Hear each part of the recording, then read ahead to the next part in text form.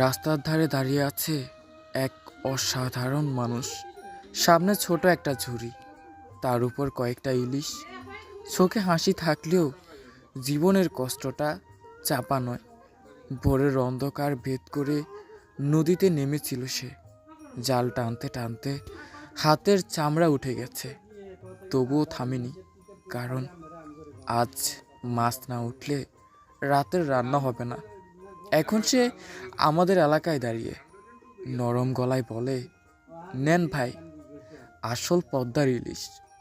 কিন্তু কেউ দাম কমায়, কেউ সন্দেহ করে, আর সে শুধু হাসে। কারণ রাগ করলে পেট ভরবে না। যখন একটা মাছ বিক্রি হয়, তার চোখে দেখা যায় ছোট্ট স্বস্তি, যেন সব পরিশ্রমের একটু দাম মিলছে। এই মানুষটা শুধু ইলিশ মাছই বিক্রি করে না, পরিবারের হাসি, নিজের স্বপ্ন সবই বেছে দেয় প্রতিদিন।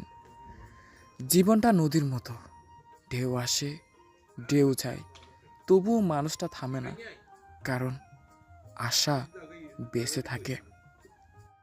না ঘাট তো সোনাপুর থেকে সোনাপ ভাইয়াটা মানে সোনাপুর থেকে দীর্ঘ পরিশ্রম করে এই অটো নিয়ে সোনাপুর থেকে ভাবেন একটাবার জীবিকা নির্বাহ করার জন্য, মাছ বিক্রি করার জন্য প্রায় সোনাপুর থেকে।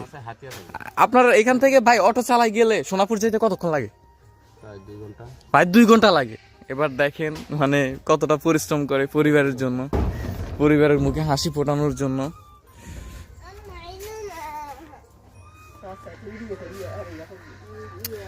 তো এখন আপনার মানে প্রতিদিনে তো যাওয়া আসা করেন কেন ভাইয়া?